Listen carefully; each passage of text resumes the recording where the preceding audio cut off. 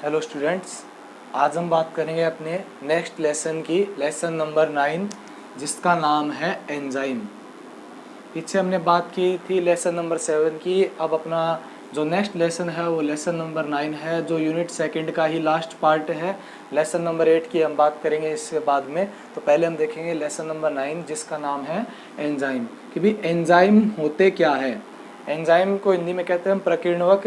तो एंजाइम होते क्या है, तो एंजाइम के बारे में देखिए। एंजाइम ऐसे जैव उत्प्रेरक होते हैं। एंजाइम क्या होते हैं? जैव उत्प्रेरक होते हैं। जैव उत्प्रेरक का मतलब देखिए, आपको पता है कि जो सजीव होते हैं उन सजीव की कोशिकाओं के अंदर विभिन्न प्रकार की क्या चलती है, रासायनिक अभिक्रियाएं चलती है। जैसे उपापचय व अपचय अभिक्रियाएं, मतलब एनाबोलिज्म व कैटाबोलिज्म, ये रासायनिक अभिक्रियाएं चलती है। मतलब विभिन्न प्रकार की निर्माणकारी व अपघटनकारी क्या होती है, अभिक्रियाएं सजीव की कोशिकाओं में संपन्न होती है। या एक प्रकार से विभिन्न प्रकार की रासायनिक अभिक्रियाएं सजीव की कोशिकाओं के अंदर क्या होती है, संपन्न होती है।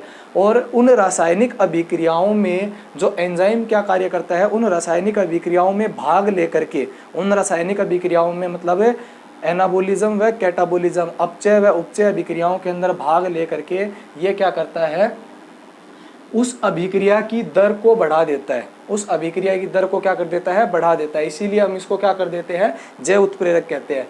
उत्प्रेरक का मतलब, उत्प्रेरक वे होते हैं जो किसी रासायनिक अभिक्रिया में भाग लेकर रासायनिक अभिक्रिया की दर को तो बढ़ा देते हैं, परंतु स्वयं क्या रहते हैं, अपरिवर्तित रहते हैं। उसी प्रकार से जो एंजाइम है वो एक क्या है, जैव उत्प्रेरक है, जो रासायनिक अभिक्रियाओं में भाग लेकर के उस रासायनिक अभिक्रिया की दर को क्या कर देता है, बढ़ा देता है। अब रासायनिक अभिक्रिया की दर को कैसे बढ़ाता है कि जो अभिकारक होते हैं रासायनिक अभिक्रिया में, आपको पता है दो जो क्रिया करने वाला जो कारक होता है उसे हम क्या कहते हैं, अभिकारक कहते हैं।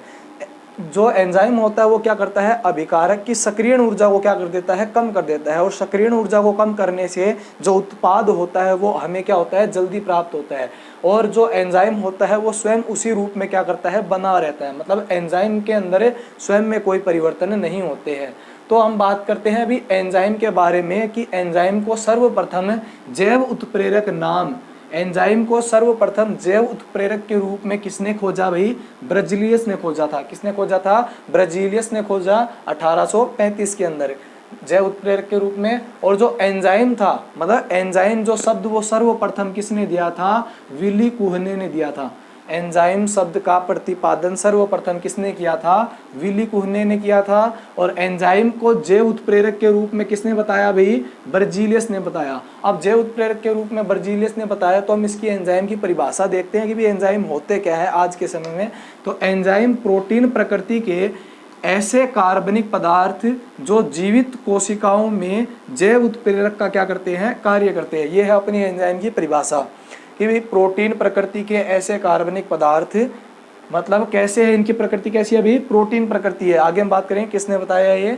तो प्रोटीन प्रकृति के ऐसे कार्बनिक पदार्थ जो जीवित कोशिकाओं में, मतलब सजीव की कोशिकाओं में, चाहे वो पादप हो, चाहे जंतु हो, चाहे कोई भी सजीव हो, उसकी कोशिकाओं में जैव उत्प्रेरक के रूप में क्या करते हैं, कार्य करते हैं। उन्हें हम क्या कहते हैं, एंजाइम कहते हैं। ठीक है भाई, ये तो थी एंजाइम की परिभाषा। अब बात करते हैं जो एडवर्ड बुनकर थे, एडवर्ड बुनकर, इन्होंने ईस्ट में खमीरीकरण करने वाले पदार्थ को अलग किया। इन्होंने ईस्ट जो कोशिकाएं होती है, ईस्ट की कोशिकाओं के अंदर खमीरीकरण, मतलब खमीरीकरण की क्रिया करने वाले पदार्थों को क्या किया है, इन्होंने अलग किया। और उस पदार्थ को इन्होंने क्या नाम दिया, जाइमेज नाम दिया।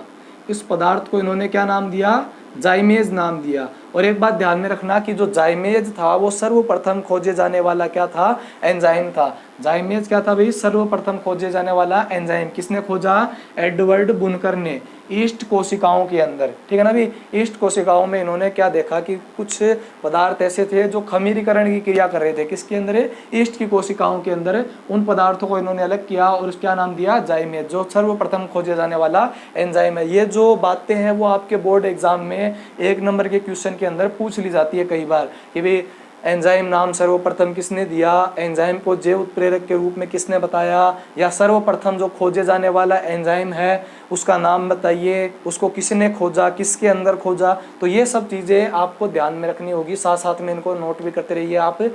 तो एडवर्ड बुनकर ने सर्वप्रथम ईस्ट कोशिकाओं में कौन से एंजाइम को खोजा भी, जाइमेज एंजाइम को। अब देखिए इनके बाद जो जेबी सुमनर थे, एक वैज्ञानिक हो रहा है जेबी सुमनर, इन्होंने सर्वप्रथम एक एंजाइम का क्या किया, क्रिस्टलीकरण किया।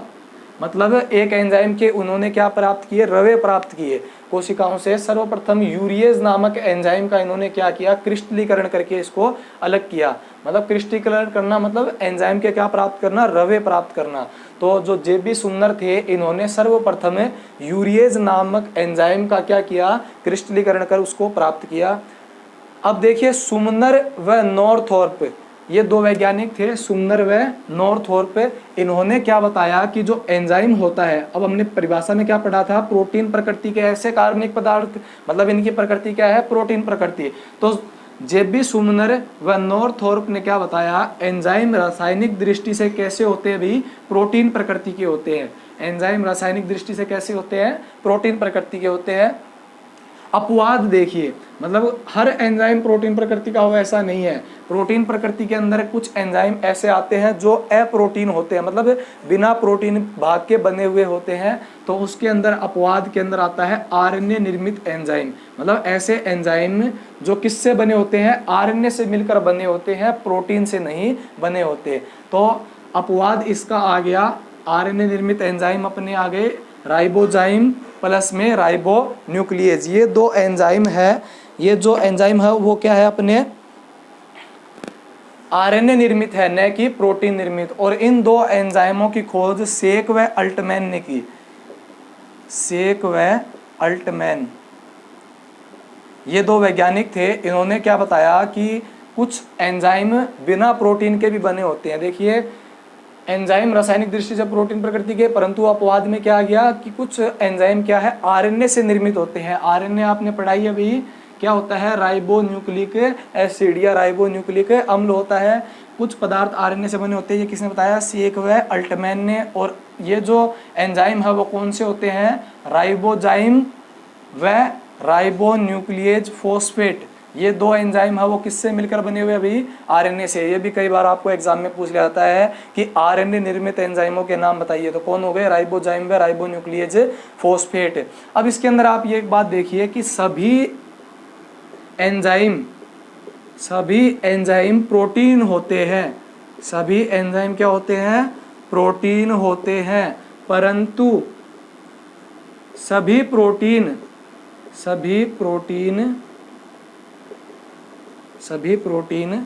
एंजाइम नहीं होते। एक बात ये ध्यान में रखना कि जो एंजाइम होते हैं, लगभग सभी एंजाइम अपवाद है, ये आरएनए निर्मित कुछ एंजाइम होते हैं। तो लगभग सभी एंजाइम क्या होते हैं, प्रोटीन से बने होते हैं, परंतु सभी जो प्रोटीन होती है वो सभी प्रोटीन एंजाइम हो ये जरूरी नहीं है। तो ये भी कई बार आपको एग्जाम के अंदर, जो कम्पिटिटिव एग्जाम होते हैं आपके, उसके अंदर ऑप्शनल पूछ लिया जाता है कि सभी एंजाइम प्रोटीन होते हैं या सभी प्रोटीन एंजाइम होते हैं। तो सही कौन सा होगा कि सभी एंजाइम प्रोटीन होते हैं परंतु सभी प्रोटीन एंजाइम नहीं होते। तो ये बात आप ध्यान में रखना। तो ये था आपका एंजाइम का थोड़ा सा इंट्रोडक्शन कि भाई एंजाइम नाम किसने दिया, विली कोहने ने। जैव उत्प्रेरक के रूप में किसने बताया, ब्रजीलियस ने। एडवर्ड बुनकर ने क्या किया, ईस्ट कोशिकाओं से सर्वप्रथम एक एंजाइम को अलग किया जिसको उन्होंने नाम दिया जाइमेज, और जाइमेज सर्वप्रथम खोजे जाने वाला एंजाइम है। जेबी सुमनर ने सर्वप्रथम यूरिएज नामक का क्या किया, क्रिस्टलीकरण, मतलब उसके क्या प्राप्त किए, रवे प्राप्त किए। और सुमनर व नॉर्थोर्प ने क्या बताया कि जो एंजाइम होते हैं वो रासायनिक दृष्टि से कैसे होते हैं, प्रोटीन प्रकृति के होते हैं, परंतु अपवाद क्या है, आरएनए निर्मित एंजाइम भी पाए जाते हैं जिनके अंदर प्रोटीन का कोई भाग नहीं होता। वो एंजाइम कौन से है, राइबोजाइम व राइबोन्यूक्लियेज फॉस्फेट। ये किसने बताया था, सेक व अल्टमैन ने। अब परिभाषा देखते हैं। प्रोटीन प्रकृति के ऐसे कार्बनिक पदार्थ जो जीवित कोशिकाओं में जैव उत्प्रेरक का कार्य करते हैं वो क्या कहलाते हैं, एंजाइम कहलाते हैं। और लास्ट हमने देखा कि सभी एंजाइम क्या होते हैं, प्रोटीन होते हैं, परंतु सभी प्रोटीन एंजाइम नहीं होती है। अब हम नेक्स्ट बात करते हैं एंजाइम के स्ट्रक्चर की भी, एंजाइम की तो देखते हैं अपने नेक्स्ट एंजाइम की संरचना कि वे एंजाइम वास्तव में होता क्या है। अगर आप एक पूर्ण एंजाइम की बात करें कि भाई पूर्ण एंजाइम की अगर संरचना वो कैसे होती है, तो पूर्ण एंजाइम को हम क्या कहते हैं, होलो एंजाइम।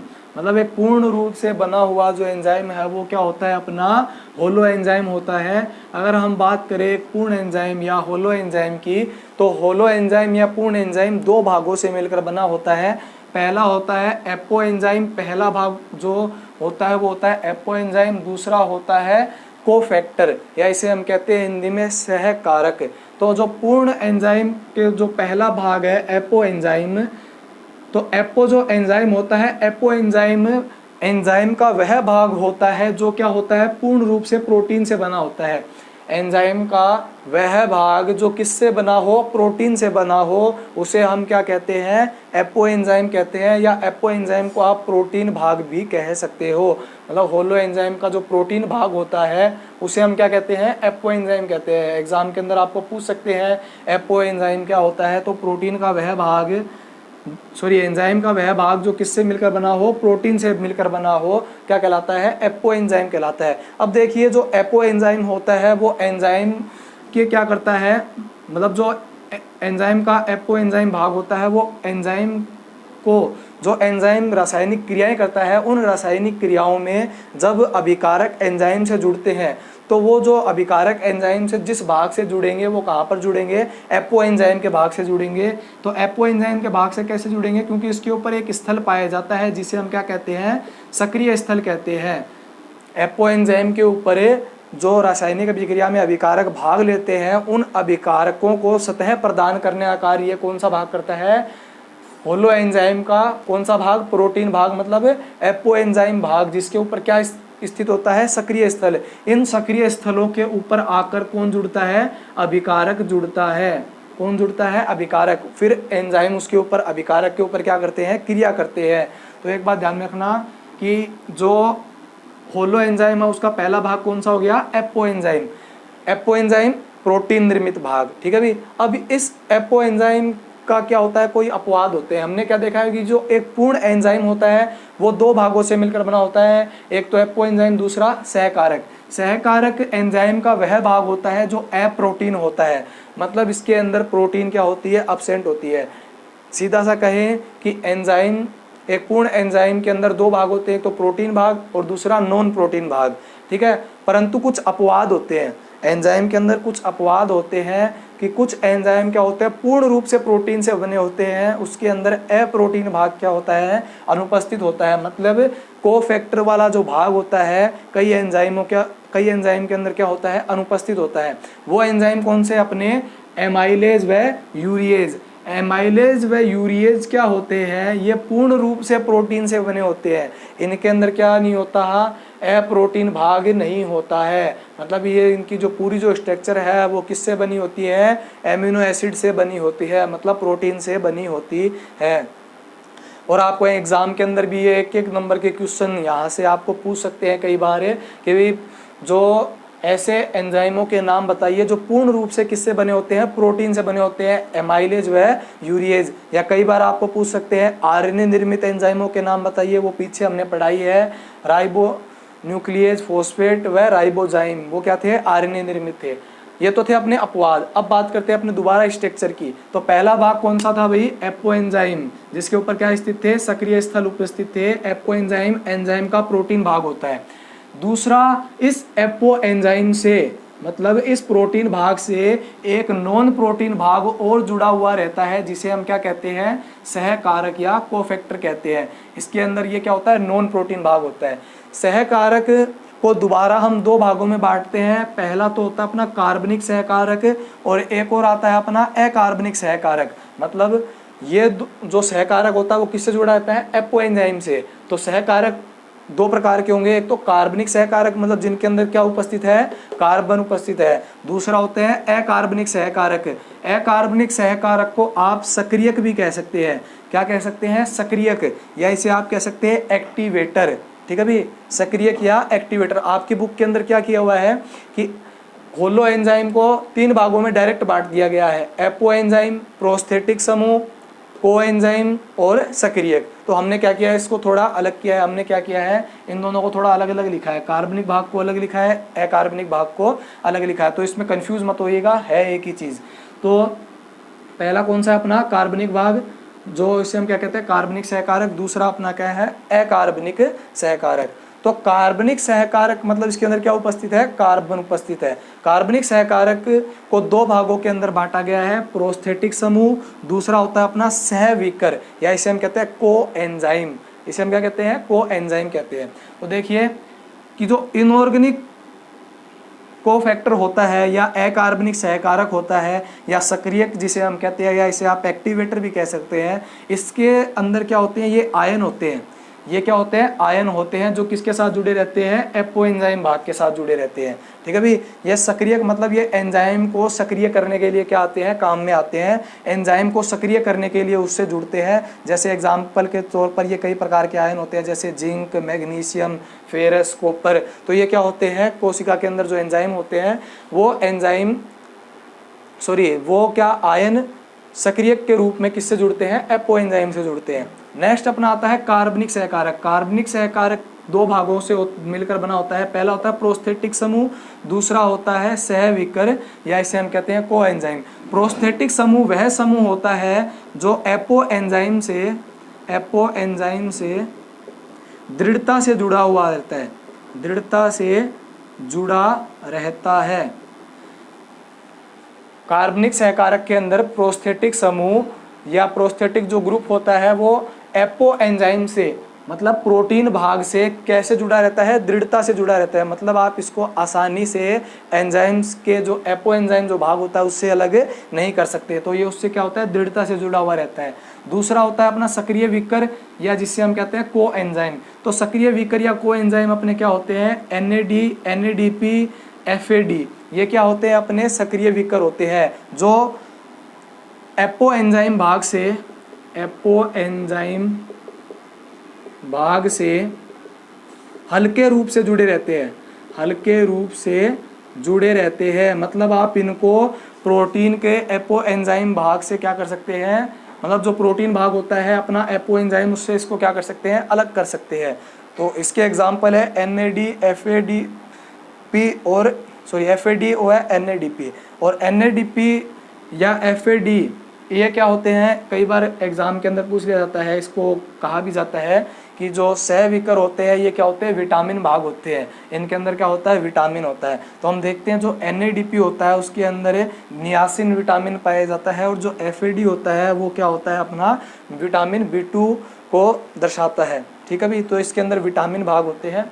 ये था अपना एंजाइम की संरचना। एक पूर्ण एंजाइम को दो भागों में बांटते हैं। पहला एपो एंजाइम, एंजाइम का वह भाग जो पूर्ण रूप से किससे बना हो, प्रोटीन से बना हो, प्लस दूसरा भाग होता है एंजाइम का सहकारक या कोफैक्टर, जो किससे जुड़ा रहता है, एपो एंजाइम से जुड़ा रहता है। ठीक है भाई। सहकारक किससे जुड़ा रहता है, एपो एंजाइम से जुड़ा रहता है। सहकारक को हमने दो भागों में बांटा, कार्बनिक सहकारक, दूसरा था अकार्बनिक सहकारक। अकार्बनिक सहकारक या सक्रियक क्या होते हैं, कई प्रकार के आयन होते हैं जो किससे जुड़े रहते हैं, डायरेक्ट एपो एंजाइम से जुड़े रहते हैं। ठीक है भाई। और एंजाइम को सक्रिय करते हैं। कार्बनिक सहकारक को दो भागों में बांटते हैं, प्रोस्थेटिक समूह प्लस सहविकर। प्रोस्थेटिक समूह वह कारक होते हैं या वह कार्बनिक सहकारक होते हैं जो एंजाइम के एपो एंजाइम भाग से दृढ़ता से जुड़े हुए रहते हैं। इसको आप आसानी से अलग नहीं कर सकते। और को एंजाइम क्या होते हैं, ये हल्के रूप से जुड़े हुए रहते हैं, किसके साथ, एपो एंजाइम के साथ। इसको आप आसानी से अलग कर सकते हैं। एग्जाम्पल है इसके NAD, FADP व NADP। ठीक है भाई। अब हम नेक्स्ट क्लास में बात करेंगे एंजाइमों के गुणधर्मों की। ठीक है भाई। आज के लिए इतना ही, साथ में आप इसके नोट्स भी तैयार कीजिए। आज के लिए इतना, थैंक यू।